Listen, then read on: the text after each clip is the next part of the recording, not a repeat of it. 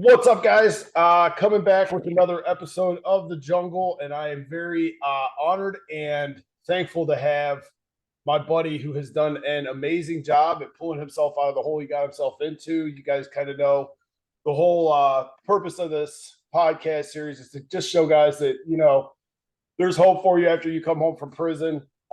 And Nick, this is my buddy Nick. Nick has done a phenomenal job, man. He was one of the first guys that I thought of that I wanted to have on this. We were locked up together in county. That's where I met Nick, although we came from the same area. We did the whole time I was down in Lake Erie. I spent kicking it with Nick. We've become great friends. We linked up after he came home. We were going to the gym together, just kind of doing our own thing together and staying out of trouble, staying off the streets. And Nick has created a amazing life for himself, like a lot of the other guys that I'm having on here. So I wanted to get him on, just talk about kind of what happened a little bit. So everybody, this is my ace one boogie, What's up, Nick bro? Medhurst. All right, Nick. So just to start off, just tell me, we're going to get into everything. So I kind of want to start at the bottom, give everybody kind of an idea who you are. So why don't you tell everybody kind of who's Nick Medhurst? Like where'd you grow up? What'd you do? I grew up in Ravenna. I'm one of three. I'm the middle child. I have two. I have an older and a younger sister. We all have different dads, so our childhood was pretty different in some sense. We had bits and pieces of normalcy that some would consider, but then there was definitely times where we were scattered amongst family members and moving around a lot and not in a very stable situation. I personally was with my mom a lot more than the other two, at least in her worst days, running the streets, doing drugs, just being in and around things you shouldn't be around, especially as a child. So I always had street smarts, I guess, or, which was it was a bittersweet thing for me because it showed me what the streets were really like, and especially around the drug use and her heavy drug use, and seeing her pretty much throw everything and sacrifice everything and give everything away for it ultimately made me not want to try those harder drugs and become physically dependent on another drug that I couldn't control. So I got involved in dealing drugs the first chance I possibly could as a teenager, and Okay. got in trouble the first time. Like it was, I mean, there's always signs, but I got caught with the first bag of weed I ever had. I got caught smoking weed the first time I ever smoked weed. Like it goes to show you, sooner or later, you're going to get found out. I must have been a bad one, but either way, no matter how long the run went, it always got caught, always got found out. So I don't know. That was like the upbringing in a show. Okay. So so you grew up kind of in a we'll just say it, we'll use the word dysfunctional household, which I mean, I think a lot of guys that go through the system can relate. That's kind of where a lot of it starts. So mom was kind of in the streets, dad wasn't really around. You kind of my got a dad, glimpse of my real dad was never around. Like I met him once in my life as a teenager, but no, he was never around. And she remarried. I do want to focus though, because you were close with your grandfather. Oh, I was extremely close with them because they were like the most stable thing in my life for their entire existence, like or my entire existence, should I say. Okay. So, okay, that being said, then, I mean, you start selling drugs, you're a bad criminal, as most of us are, because we all end up where we end up. And at what point, and I obviously don't incriminate yourself or anything like that, but I mean, you obviously went away for your charges, but what was your charges that got you locked up? I mean, in the grand scheme of things. My felony charges that took me to prison were aggravated drug traffickings. Okay. And you caught that aggravated spec because it was in a school zone, right? I had different enhancements. There was one enhancement that made it a mandatory felony 2 versus the other felony 3s that I was charged with. So they were all indicted as aggravated drug trafficking, but the one was more severe because of the school zone. Yes. Okay. Okay, so all that aside, basically you were what, 18 years old? Yeah, I was Well, 18. Yeah, Mason was my oldest boy was born at 8 when I was 4 days after I turned 18, I became a dad. And okay. in that same week, it was a life-changing week for me, not for the better, other than Mason. So I had my son was born, I turned 18, I got off of juvenile probation because I turned 18. I got fired from my job and I dropped out of school all in 1 week. Okay. So just really So, killing it at that point. oh yeah, I just pretty much said if I'm going to go all in derelict, I'm going to rock it. I'm going to go all in. Right. Yeah. Okay. Yeah, pretty much. So all right. So then explain to me, you catch these charges, it's 18. So obviously you got a lot going on that week. Like obviously your head's probably all fucked up and Yeah, you're as soon as all that craziness happened, like, my fallback plan is I'm just going to start selling drugs because that's what I've known and I've made a little bit of money doing it in the past, not full time, but right. decided to just dive in. And literally for the next year plus, I sold drugs. I think I was 19 when I got arrested, but some of the charges stemmed from when I was 18 because it was, a drug investigation, I guess. So it was over a Yeah. span of time. Okay. So then tell me, okay, so so this is obviously probably what your first time you get indicted, drug task force comes, they Oh take yeah. you away. First big boy And charge. yeah. So it's you're getting processed into Portage County Jail, right? Mm-hmm.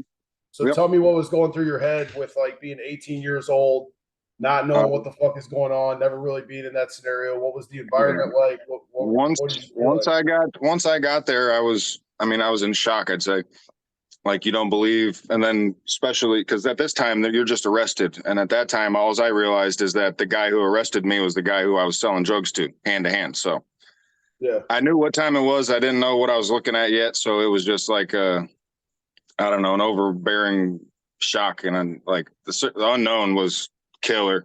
I mean, yeah, killer because you have no idea what you're looking at, how long you're going to be here, and then your life, everything you have, like specifically being a new dad, having a baby at home, that was killer. Uh, First birthday was coming up, and I was thinking I wasn't going to be able to be there. yeah, man. Um, the county, I don't know. Yeah, it was when I first got it charged. I don't know if it's because of the severity of the charges or the levels. I don't understand. I don't know why they did it, but they put me in a max holding um, unit, which had 23 hours a day lockdown in a cell. You came out for 1 day. And then I don't know if it was a shock factor. I don't know if it's because my first time exposed to it, but I was like, oh, this sucks. Like, because I'd been to juvenile before, and juvenile was sucked in its own way because they're looking over you as a child at that point versus an Yeah, adult. Now you're an adult, and now not to say they don't give a fuck about you, but get in your box and sit there and sit and stay, pretty much. Like yeah. like That's weird. They did the same. Well, my first time that I actually had to do some time in county, it might be because we're just big country boys. They threw me in max too.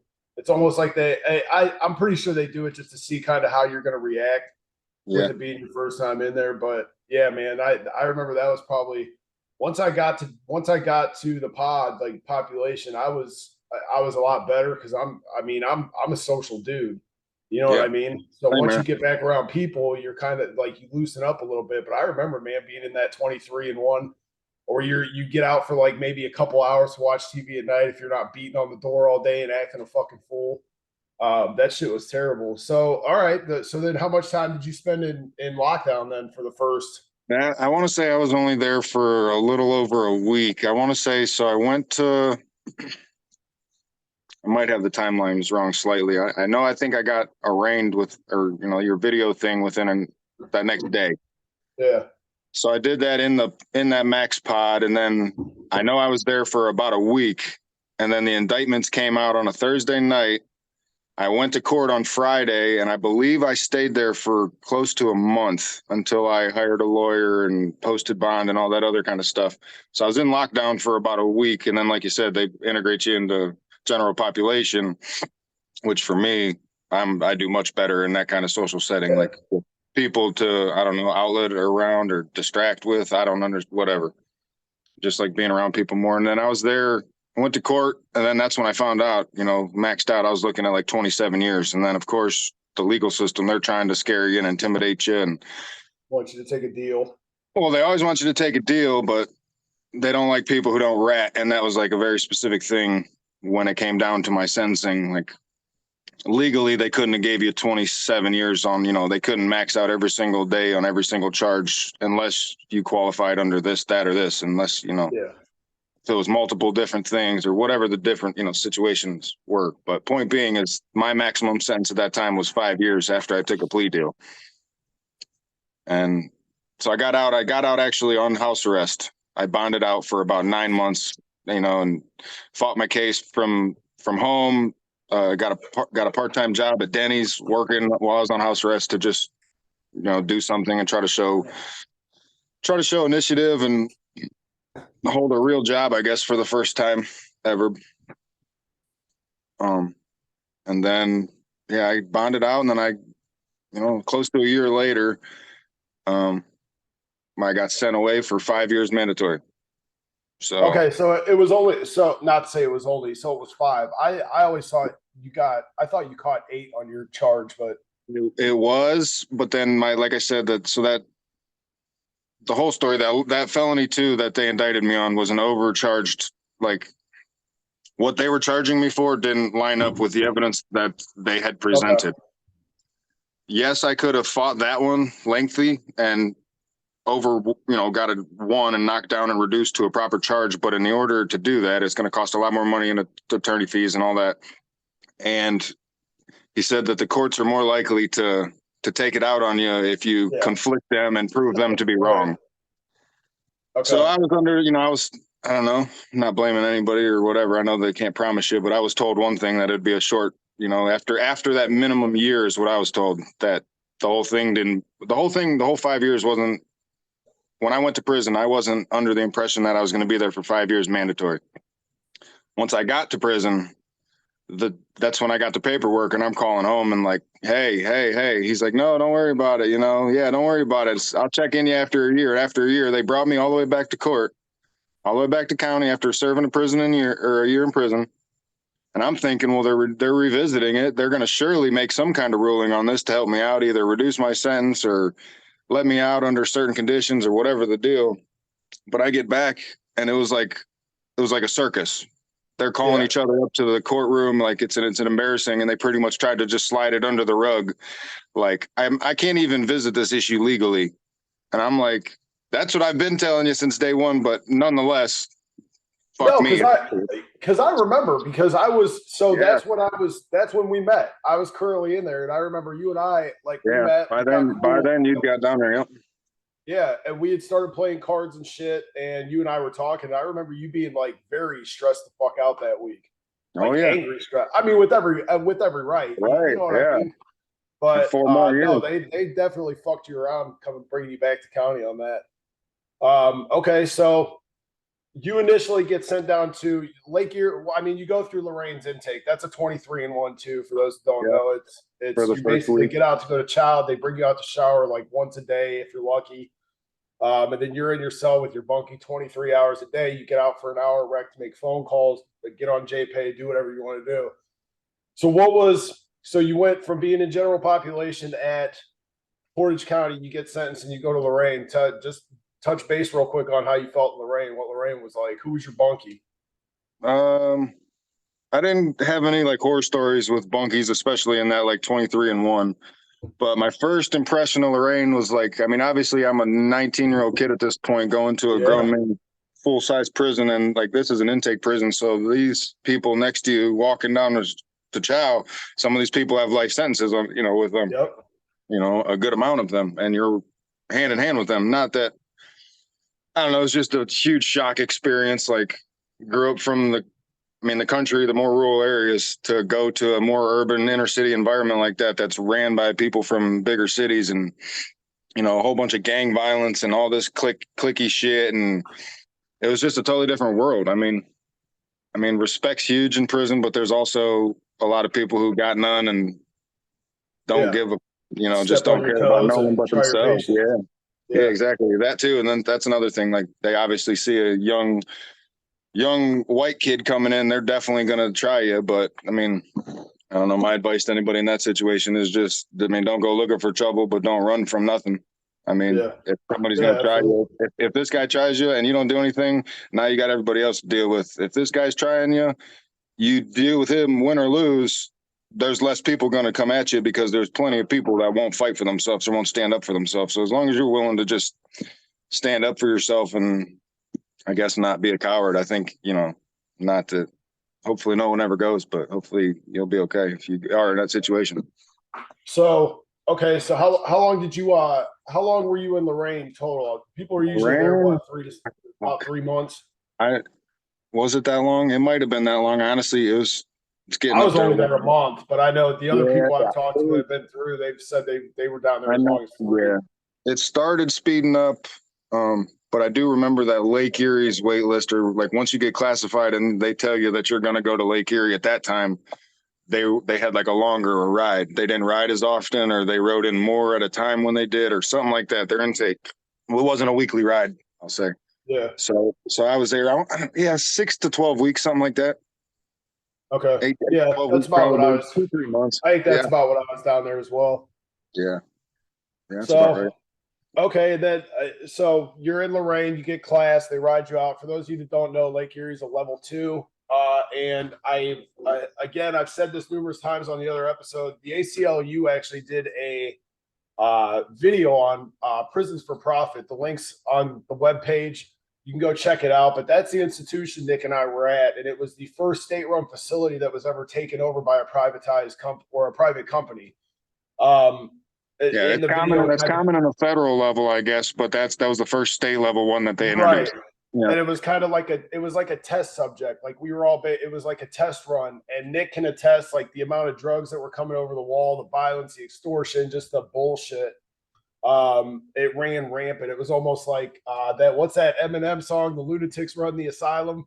yeah. Oh, for sure. It was definitely Um, prison ran. I mean, so prison yeah, it ran. was.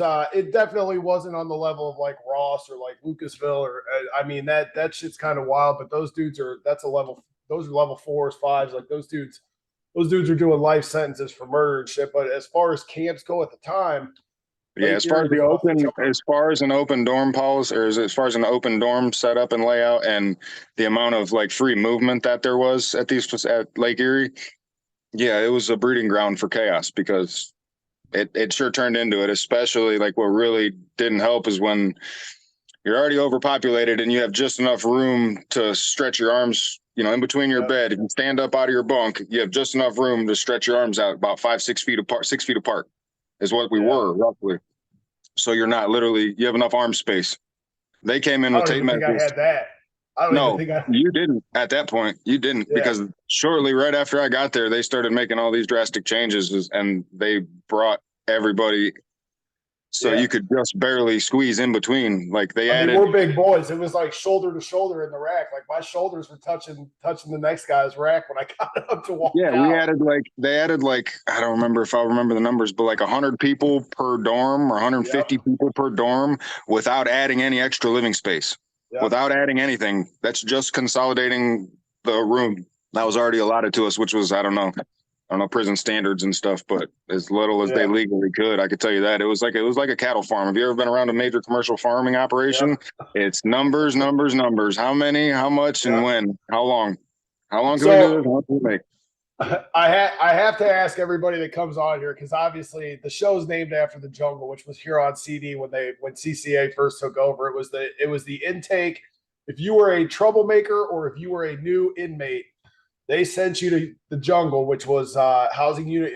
It was here on CD, and that's where you started your bid off at, and it Oh yeah, was it was it was something jungle. else. So I wanted to ask you: Did you ever did you do any time in the jungle, or were Yeah. you? Yeah, I started. I mean, everybody goes at that time. You'd go to Huron AB, which is an intake dorm, and then I don't know, remember, I think that's where they classify you because like certain dorms were for schooling and certain dorms were for Yeah. this. And Yep. so they'd bring everybody to one unit and then they'd classify you again, essentially within the prison and assign you job units and stuff. And according to your job unit, whether you were in work detail or whether you were going to school or whether you were going to whatever you were going to do, they would assign you appropriately. And There was a dorm, I forget what it was at that time, might have been Ontario CD or one of those over there, but it was like they kept a lot of the older timers there, so it was a lot more like, you know, laid back, quieter, respectful kind of atmosphere. And that's like, I mean, it's good. It gives people a place to strive for. But me, 19-year-old kid, no, not so much. They sent me right over to Huron CD, Right. and it was wild over there. Yeah, it was No, wild. I very clearly remember as soon as I got classed in the CD, a couple of the inmates looked at me and they were like, "Oh, the fucking jungle, the jungle." I'm like, "What?" I'm like, they're like, "Bro, it's off the chain over there." I'm Yeah, like, I could tell a million stories about it, but like literally within my first 4 days there, there's just some commotion out of the corner of my eye, and some dude's leaking out of the side of his face, split down to his meat, you know, split down to the bone, "Yeah, just leaking out. And then there's just like 10 or 20 other Hispanics running around. There's some kind of pre-beef or something. I don't know if the guy just got here or whatever, but point being is my first couple days there, I see somebody get annihilated, like mutilated, and yeah." then it's bad Oh, business as usual. Then I by have a dinner similar. time, as soon as they take that person out or they come looking around for whoever did it, then it's business as usual, back to back, like it's nothing ever happened. Yard's Yep, open. Yard's open. What? yep. Oh shit. No, I have a similar. So I think it was my first week I was down, and they had me down on 4th Street, back in the quarter, and or what was it, 3rd Street? It was the far row, and it was a bunch of the felons flew down on a white kid that had just shown up, and they were asking to see his papers because one of the guys from the street ID'd him as a sex offender.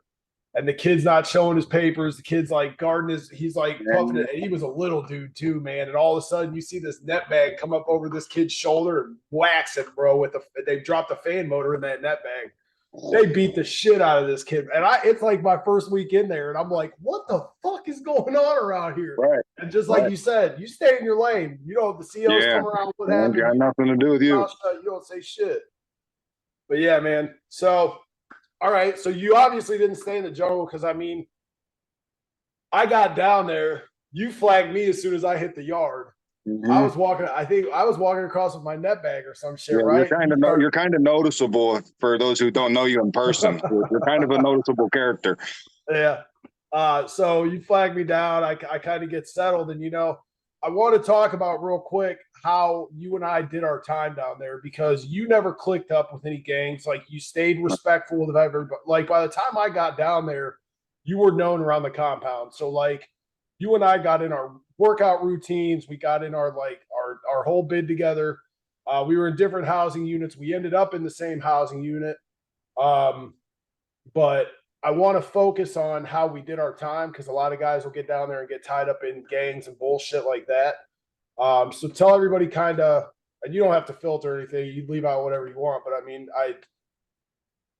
Yeah, if you're still in that fast life and if you're still trying to chase and gamble and party and do that, that's all there for you. You can go find whatever you want. If you want to go get jailhouse tattoos, you want to go smoke weed, you want to go find hard drugs, you want to shoot drugs, you want to go find drink, you can, anything you're looking for there. Like, I mean, I associated it. It's like, it's a lockdown party without pussy.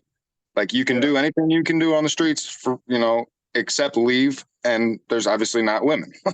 So you can do whatever you want. And if you're, like I said, if you're still looking for that fast life, you can find it. But if you're looking to, a lot of people go either like a lot of people start studying a lot because you have nothing but time. And that's, not a bad thing.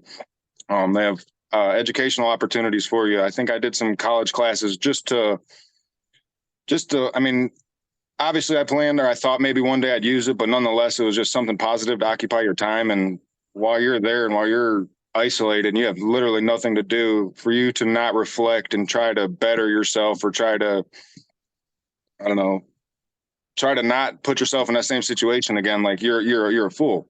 Nothing changes if nothing changes. So right. I do want to ask you real quick because you did a year under MCC. So for those of you that don't know, MCC was the company that it was a state-run facility, but MCC was the company that ran the if that's the word, subcontracted security and the COs and everything.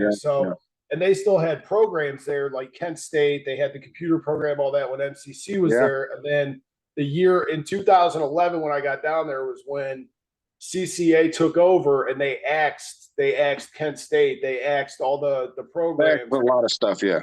A lot of What stuff they had to was pay there a for. big? Did you see like a big difference in like kind of bullshit once when CCA took over? Yeah, I mean, like even from my beginning time there, like when it was up in the air and it was being talked about just, through the grapevine that they're getting sold and that this other company's going to buy them before anything actually got finalized and before the clipboards and white shirts start coming around, and like with different shirts on, like, oh shit, they're getting, and then it was just constant changes. And like when you're in a situation like that, I'd say that the biggest, like the most important factor, at least for me, was like a routine or consistency. Like if you plan on waking up and working out and then for your afternoon you have to go to school, or everybody finds their own regime or their own routine, and like the amount of changes they would do, like, and now like they could just come in and say yards closed tomorrow because there was other issues happening, and their solution here was just to shut down, bring in the security force, bring in the riot gear guys and men in black, and let them intimidate and strip and just punish you essentially. So like that was terrible for me. Whenever those kind of changes would happen, because like I said, I just liked the routine. I just liked having my stuff to do, and I worked out a lot. I lost, from the time I went to prison, from the time I got out, I lost 50 pounds. No, I saw photos of you before. You and I both went into the joint being fat boys, and then we both came out trimmed up, buddy. Well, I mean, like, I had nothing to do but work out in there, and that's like you said, being cool with everybody. Not necessarily cool with everybody, because there's people you don't want to be cool with, but being respectful and being, acquainted with multiple people helps, because in the event that there's some kind of gang shit that goes on that maybe even accidentally wrong place get involved in, and if you can politic a little bit with, like, say one of the guys that you're cool with that you play softball with or something, he might be able to be your voice and be able to straighten shit out for you, or make sure things go fair your way, make sure no bullshit happens, I guess. But if you go getting involved in gangs, like, you're not just having to look out for you. Now anybody else's problem becomes your problem. So now you're required, because you're a member. Now you got to go get down because that's what you vowed for, whatever. Yeah. So I just had like the core couple homies. I had my dude Billy, I had you, and Locke, but Locke didn't really work out. But the rest of us, there's only like a close handful of us, and then we'd plan our workouts together. We'd plan, Larry Bixler was another big one, my boy LB. But playing sports was a cool one.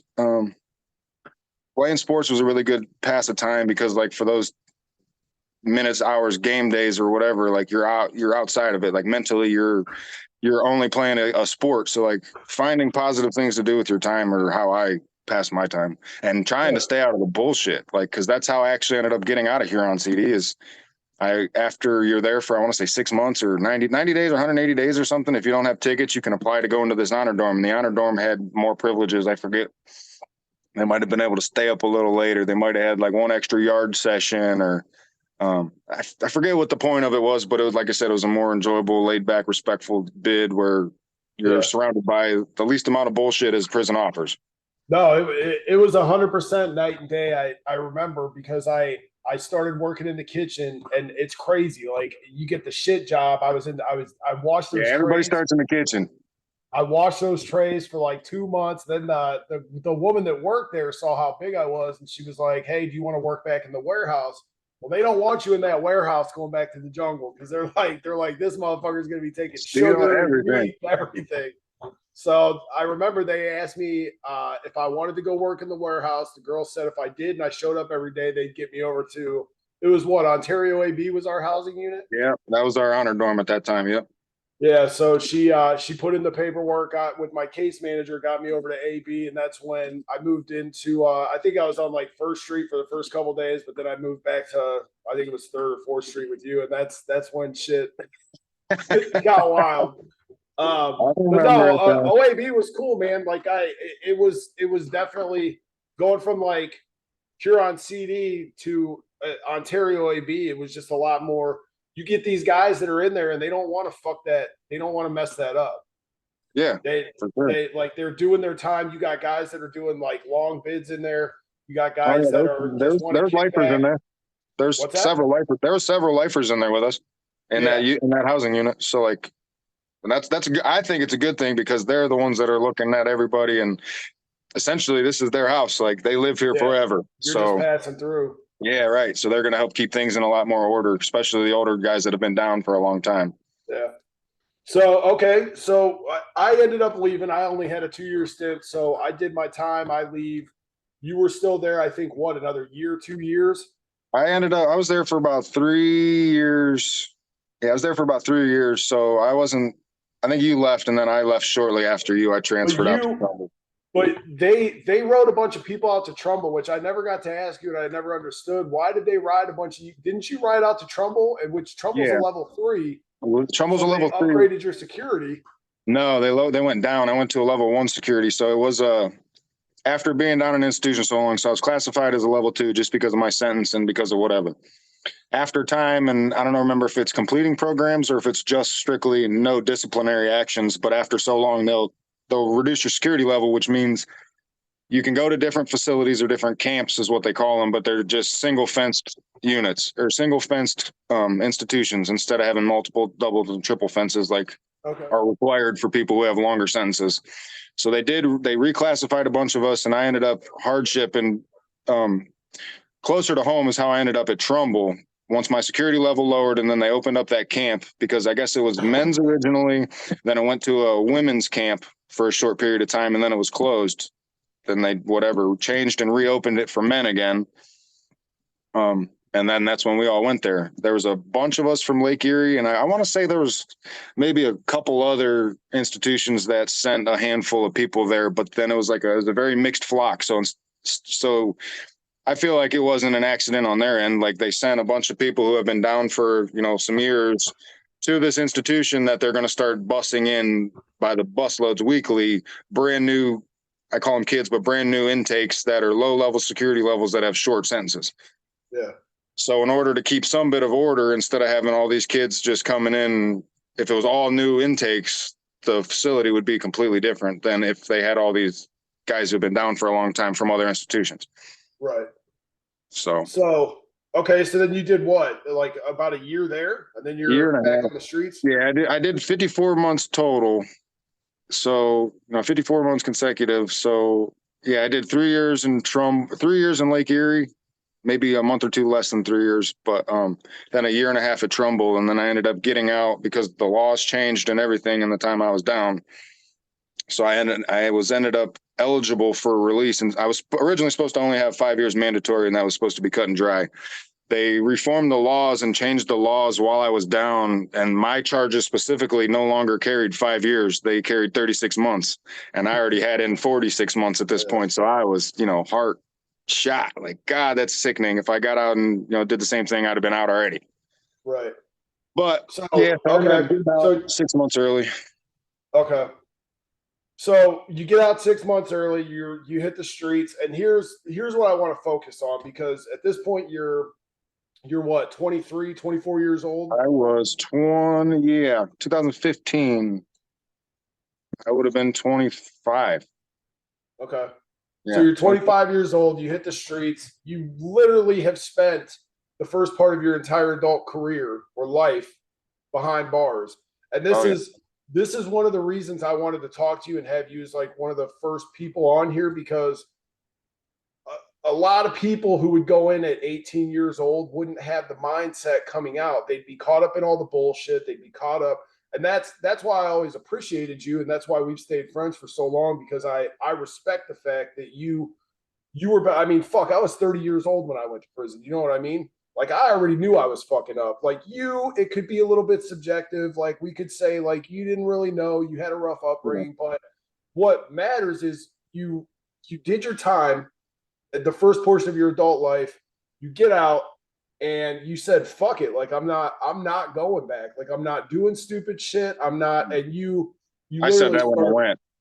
I said that as soon as I went. Well, that was my mindset too. And a lot of these guys have to understand, because if you don't have that mindset going in, you're going to get caught up in all the bullshit while you're in there. If you don't have that mindset, you're not going to work to change yourself physically, mentally, emotionally, spiritually while you're in there, and you're just going to get caught back up in the same shit when you get out. So that's a big tall tell once you get locked up if you're really willing to change or not. But you did, and so you get out, and basically we linked back up at somebody's, I think it was one of the kids softball games or something. Yeah. I ran into you because I haven't seen you. But what year did you get out? Oh shit, 2013, I think, 2014. Yeah, so it was 2 years at least since I seen you, and like I said, we both changed majorly. And I caught you out of the corner of my eye. I knew we were from the same area, but hadn't talked to you since we'd been home. And I went to my niece's softball game, and your daughter and my niece were on the same team. And I just glanced out of the corner of my eye, and I saw your lion tattoo on your forearm.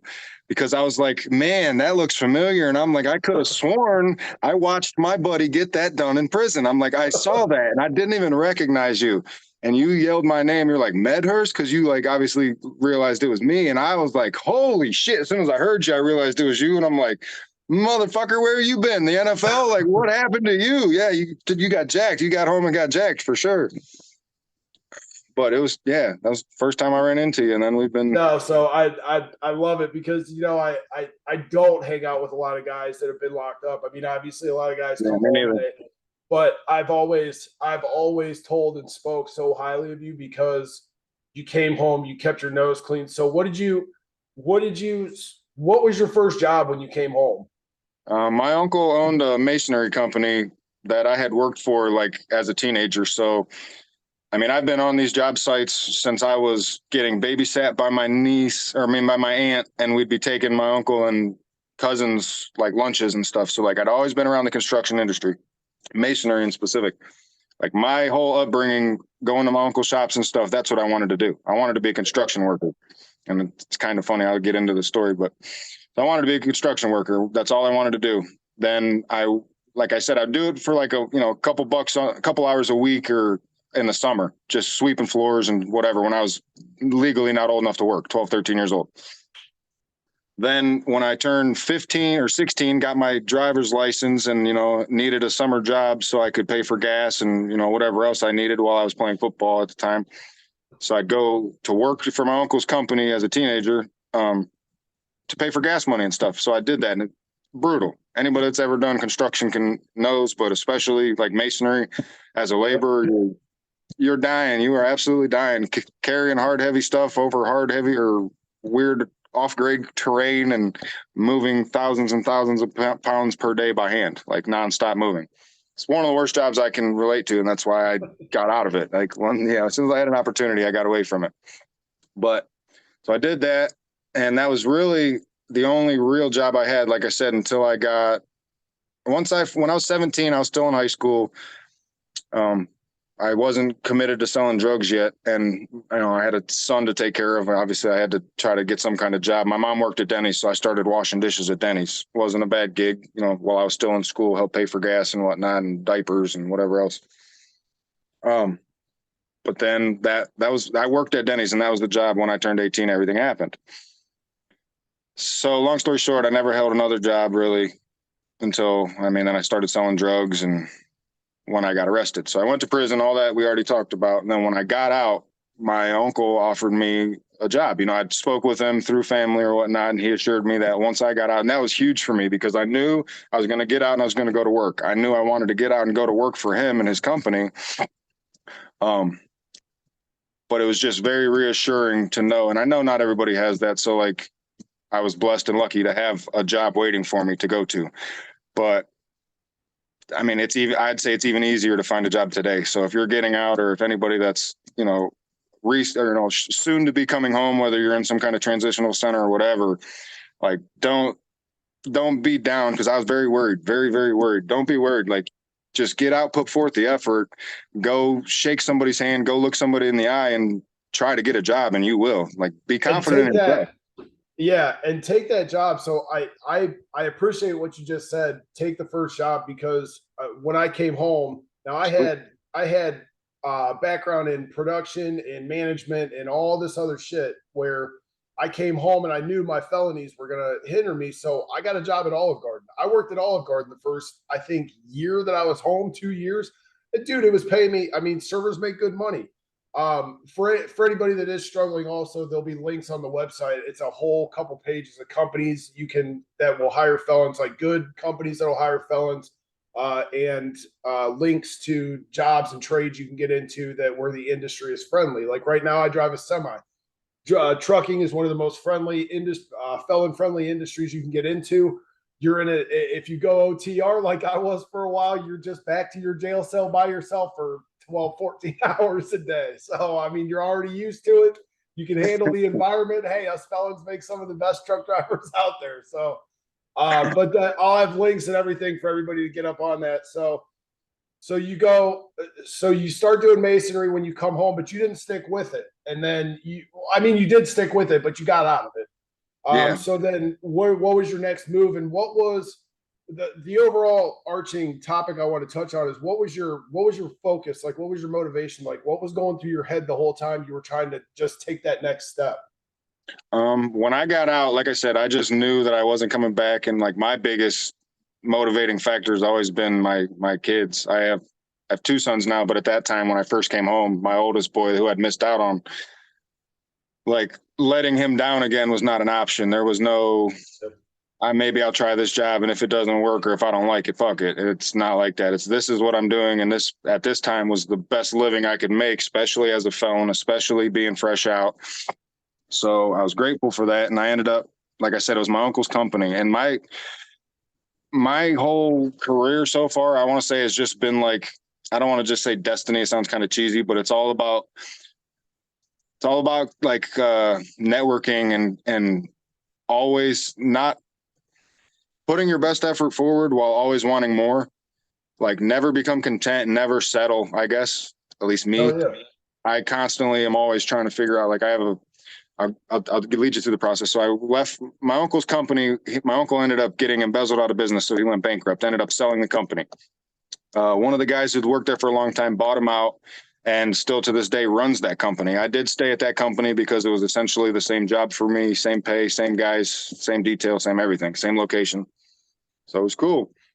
My uncle ventured out. He ended up being a consultant, a masonry consultant for this other guy who was trying to get into masonry. This guy didn't have a masonry background, so he didn't have masonry workers and people who knew the industry. So he knew that I could, handle and manage a job site as far as like laboring and setting it up and initiating the entire fucking thing. So he asked me to come over. And at this time, I want to say I was making $19 an hour at his old company. And he's like, well, what are you making? And I said, well, I'm making $20 an hour now. And he said, well, what will it take to get you over here? He's like, 22. And I said, no, it's going to take at least 25. He's like, all right, let me see. I can, whatever. Got me $5 or $6 an hour raise. And at that point, I felt kind of dead ended at that job because the job I was at, like top scale laborers only made like 21, $22 an hour period, which wasn't sufficient for me, knowing that I still had all this. And then plus I still had major debt. Like I had thousands and thousands of dollars of criminal fines and stuff I still had over my head on top of being a fresh out.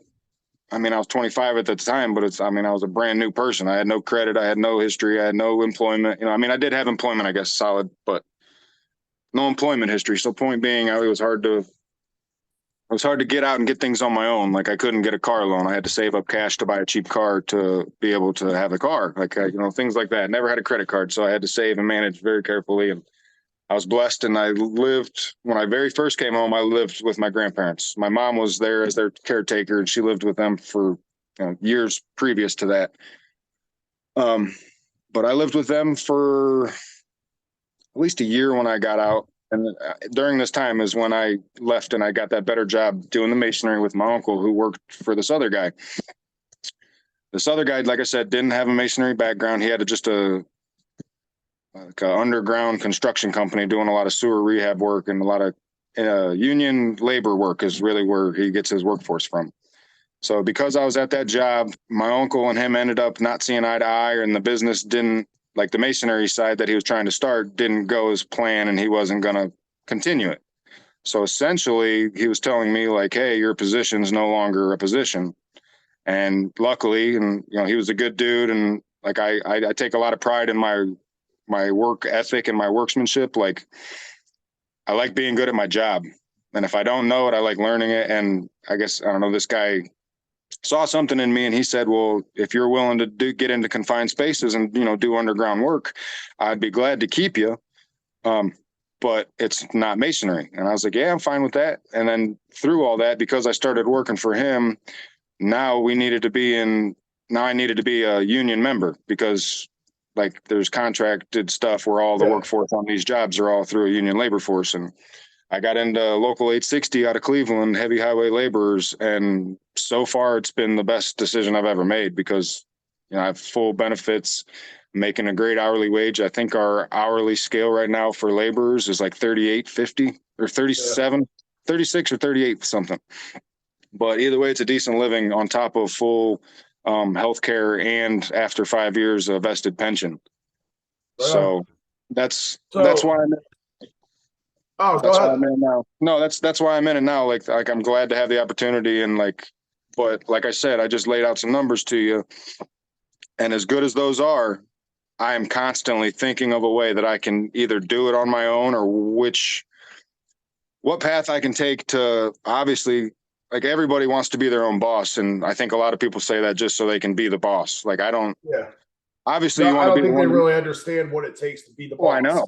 I know. That's what I'm saying. Like it's going to take a whole lot. It'll take me to find something very lucrative to make me walk away is what I'm saying, because of the amount of time and sacrifice it's going to cost to run all the other aspects of the business on top of working the business, and Yeah. doing whatever I wanted to do. And I have a construction background, and the huge thing that's preventing me is like just the capital, the investment, just the startup costs, just because without occurring, $500,000 worth of debt or quarter Yeah. million dollars worth of debt to buy the equipment that you would need. And you almost need like an investor or something. And anybody that I know personally who, I mean, unless they have literally started it from the ground up with like a couple lawnmowers and, just kept adding in and buying, Yeah. like anybody that started a construction business has always either had money or had a serious investor. So, But this is something else I want to focus on too, because guys obviously get out, they have there's no hope. They feel like they have no avenue, no route to go down.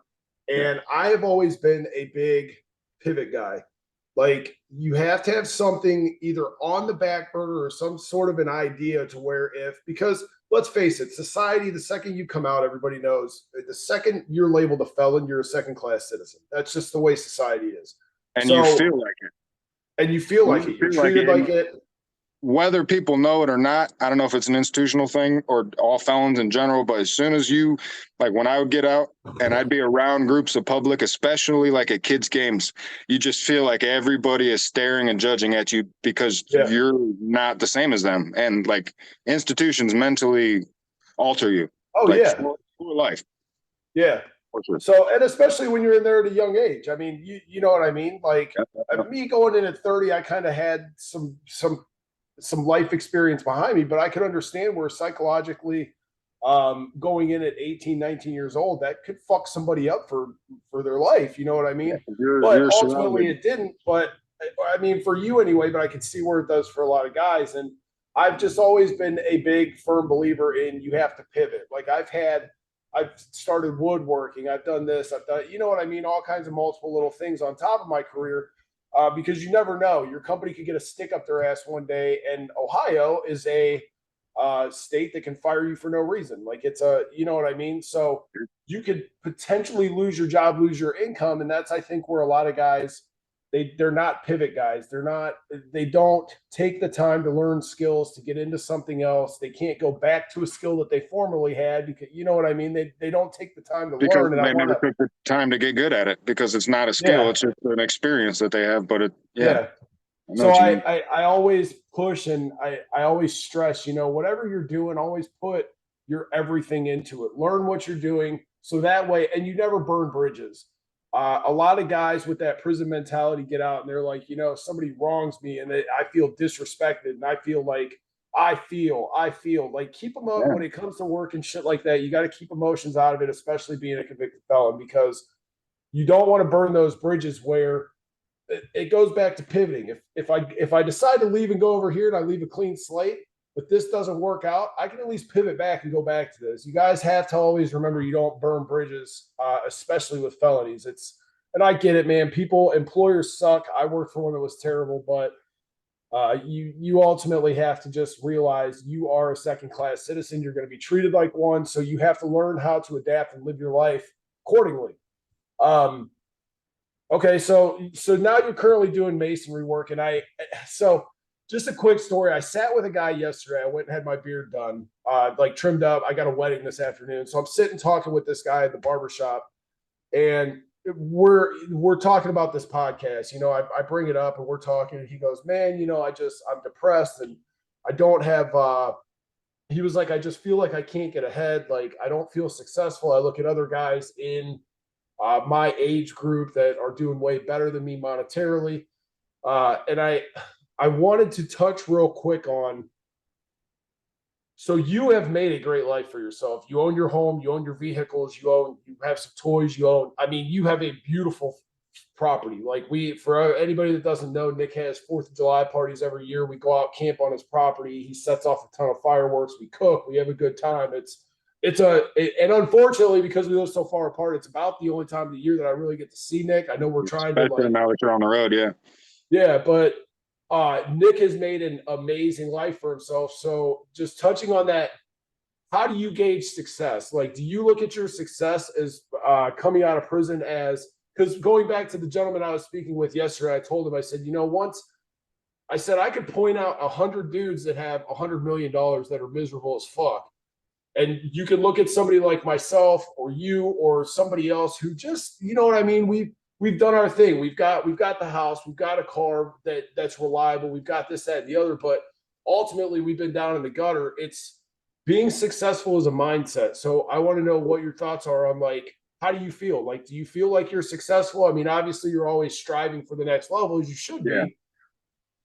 Yeah, I feel like successful, and I'm grateful, and I'm very, very proud of who and what I am and what I have.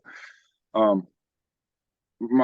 don't know, like, when you're working, like, everything comes down to the work ethic. And like you said, you never, ever want to burn bridges, because whether you have any aspirations or say you're only working at this place because you needed a job, like, give your best effort, leave on good terms. And I don't know, any kind of work experience, especially because I don't have very many different employers. Like, I've worked several places for a handful of years, but it's always been different contractors or something like that. So in my industry specifically, like, you just never leave on bad terms. And if for whatever reason, like you said, you can either go back, or whether you have no inclination of ever stepping foot at that job again, guess what? One day, if the next job that you think's the greatest thing ever doesn't work out, whether you plan on going there or not, guess what you can do? You can use them as a reference. And if you do work, and if you are punctual, and if you are reliable, and if you are able to follow instructions and able to work and listen under leadership, then you will have a good reference. Like, they will speak good of you. Like, I'm very confident that anybody I've ever worked for, with the exception of a fast food place, the one job I had when I got fired, would speak highly of me or give me a good positive reference. So, like, it's huge. And, like, as far as determining success or comparing, my fiance is the exact total opposite person of me. Like, naturally, they want to compare, or they base decisions or things off of other people. And I am the most, I don't want to say bullheaded, but I am the most self-centered person when it comes to what I want, how I get it, and what I have. I don't care. I have what I want, what I can afford, and what I enjoy. I have no aspirations on buying some $250,000 boat or $100,000 camper. Like, those things are sweet. They'd be very useful. They'd be very enjoyable. But for me, as hard as I work, I don't even know how I would make that work, or how you would even have time, because you would have to work so much to pay for these very expensive things. Like I said, I have toys, and I like my toys. Most of my vehicles and most of my stuff have all been used. They've all been secondhand. Like, I like finding deals, and, like, there's a million different ways you could spend your money. So if you're a person, like, that's a huge thing that I think should be taught more in schools, is like budgeting management and like finances especially, because if you especially if you're not from a family that directly includes you or are financially responsible. Like the majority of these small city schools or whatever, the major population even aren't exposed to that kind of thing. So I think that that's very important because that's a huge thing for me is financing and like understanding where your money is, how much you have, how much you can actually save. Like I can get by and I can make do, but I'm always trying to figure out a way where I can cut costs and how I can save. And I really want to buy this new that or this thing, but do I really need it? Then it's like, Right. then it becomes, you got to be selfless. Like, do I need it? No. Do I want it? Yeah. Can I, should I, would I? Yeah. But make weigh everything yourself. But as far as success, fuck the age, fuck what you've been through, fuck what the next person has. Just, you got to be, nobody's going to look out for you more than you. Yep. And especially if you have children, now you're relied on. Now it's not just you're supposed to take care of yourself. Now you are obligated to take care of some other beings. Yeah, And and that's a good point too, because I gauge a lot of my success, especially since I've been home. I mean, you're around Mason constantly. I mean, you and Micah, and so coming home, I ended up getting custody of the kids. So now I'm kind of at a point where both my kids are thriving, like they're doing well. You know what I mean? I got a kid that's playing college basketball full ride. So a lot of mine is I sit back and I'm like, I've invested stuff into them. So there's my success story there. Yeah, I kind of fucked my life up. It is what it is. But I've made changes on the back end just like you have. I mean, I know Mason. We fucked it up for a short period of time. Yeah. No sentence is a life sentence.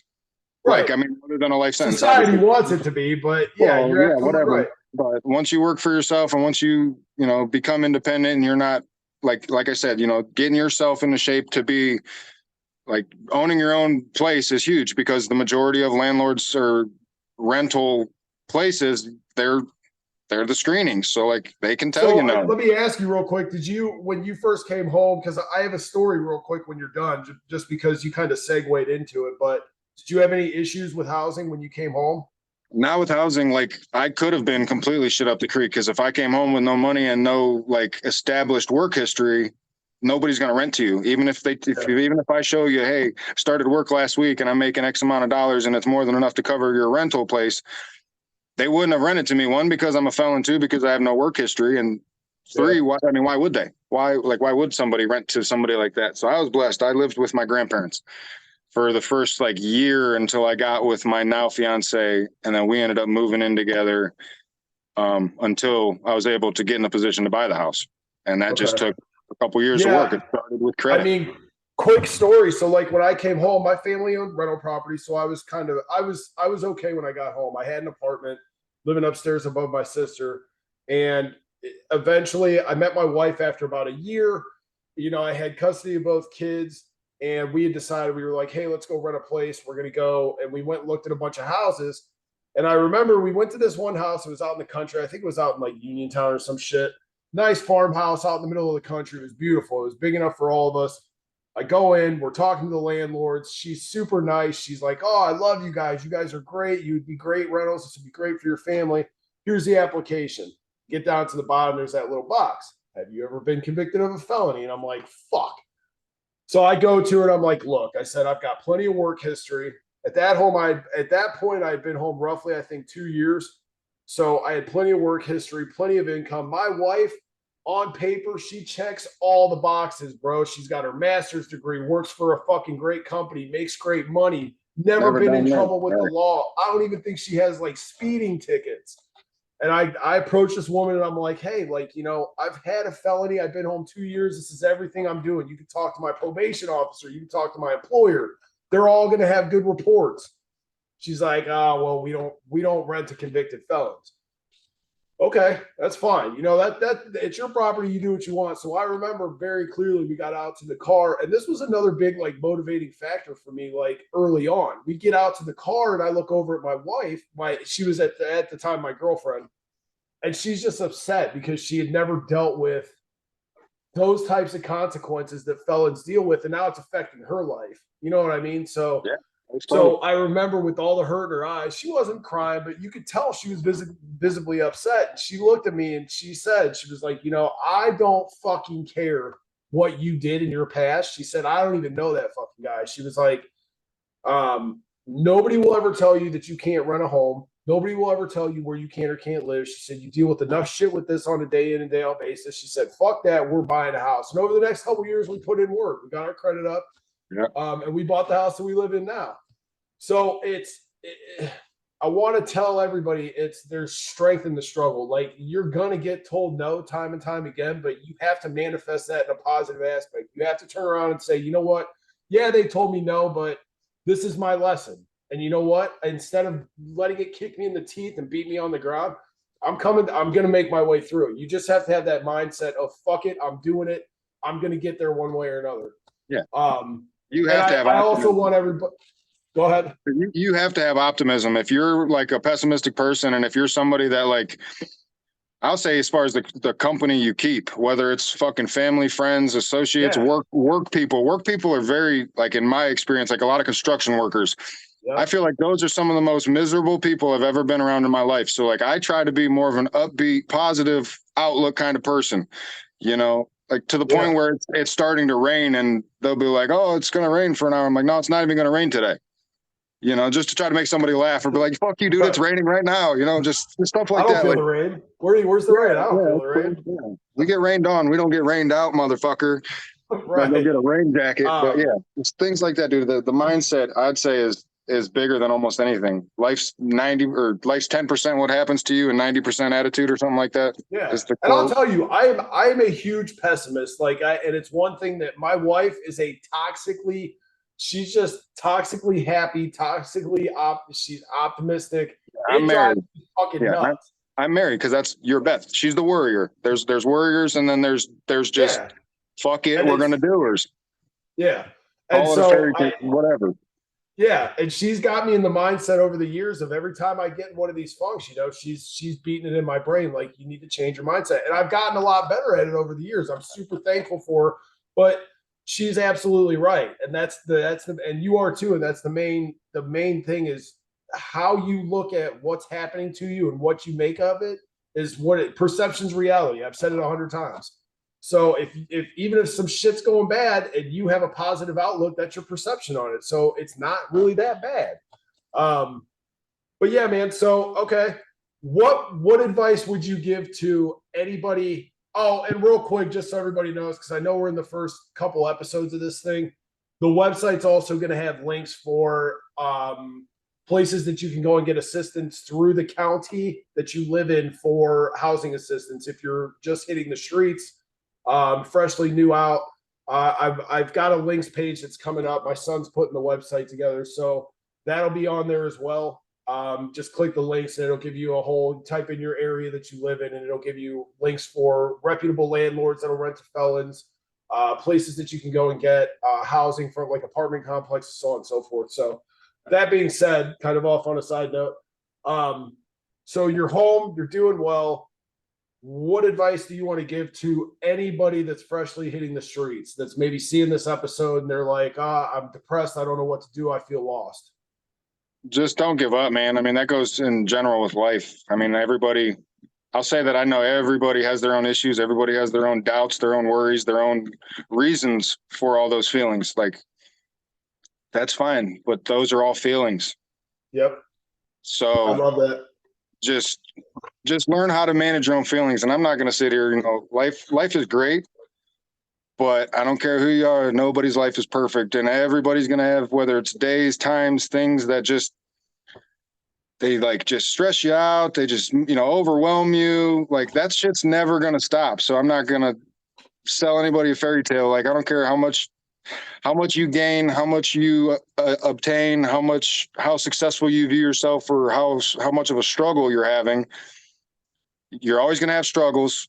You're always going to have to learn how to get through them. And as soon as you do get through them and beat them, you're going to have more. Hate to break it to you, Buttercup, but there's going to be more coming. I don't know what it's going to be. Your car could break down and leave you stranded. You could, whatever could possibly happen, but life's always going to have challenges, man. Like, life's not easy. Yeah. Life is not. So awesome. Work hard and be consistent is key. especially for your kids, especially if you had kids before you left, man, you have to show up and be consistent for them kids because they're used to you being absent. Yeah. And if nothing else will keep you straight and nothing else will keep you working some job you think you're better than or don't want to do, keep working, busting your ass at that fucking job until you get a different one, until you get a better one. Yeah. Like I said, always try to reach for the better goal. Always try to look for something better. Always have a step that, yeah, always read. Yeah, absolutely. So, well, dude, if there's anything else you want to touch on, if there's anything, go ahead and say it. I don't think so. I think we covered it all. We could tell war stories and shit all day long, but as far as like the positive looks of it, like we touched on pretty much everything. Yeah. It's not, it don't like when I first came home, I don't know, it, obviously because it was more fresh, it affected me a lot more, but like, obviously you're going to view yourself and like, I'm not big on comparing to other people, but you're always just going to kind of have that like negative connotation, I guess, associated with yourself because you know that about yourself. And when I got out, I just felt like either everybody already knew or for some reason I had to let them know. I honestly, like, I've thought about reflecting I it. was the same way. Yeah.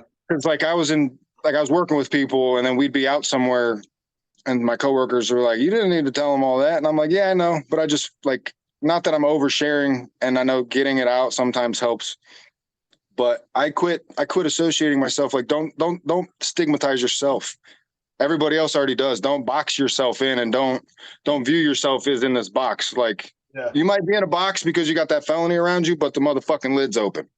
Yeah. So jump out the box and work. Just try to work and try to keep your head up, I guess. Don't get overweight by shit. That's actually really good advice because, you know, I still do the same thing. I'll be out and I'll be like, something will come up in conversation. I just did it yesterday. The guy was talking, he was literally talking about the lion tattoo. And he was like, where'd you get that done? And I was like, oh, the joint. And he was like, you were in the joint? I should have never even said it. Like before I've been like, you know, I'm just, my homie did it or whatever. But no, when you continuously put yourself back in that box, it's going to create a overarching sense of that's just who you are. So yeah, that's really good advice, dude. So, well, Nick, I'm gonna let you go. I know it's Sunday morning at now 11:42. I think we've been rapping for quite a while now, but hey, man, I just want to say, dude, I fucking love you, dude. Like, I love you too, dude. This is a really cool thing you're doing. There's not a whole lot of people that I'll link up with and stay friends with over time. And, you know, just getting to know you over the years, I knew once you came through county and you and I were like, cool, I just had a feeling you and I were going to be homies for a while. Like, I appreciate you. I appreciate your family. I love watching you grow. I love watching you with the fucking chicken coop. That shit has me like, coming out to your house on the 4th, man. That's the one. I love knowing that at least if I don't get to see you really throughout the year, I know on the 4th of July, we're going to get to kick it. For sure. Same here, man. And I miss you that I don't get to hang out with you and see you. I know you and I were big like gym buddies when you first popped out, and I used to love going to the gym with you. Like you would come with me and Mary, and I appreciate you being there for me when I got down the road. You've always been a great friend of mine, and like I said, man, I fucking love you. I appreciate you coming on, sharing your story. I'll have you back here maybe a little bit down the road. We can get into some war stories for some people that are interested, and we'll go from there, man. Yeah, dude, I love you, man. I will. I'll talk to you, brother. Thank you. Yep. Later. Later.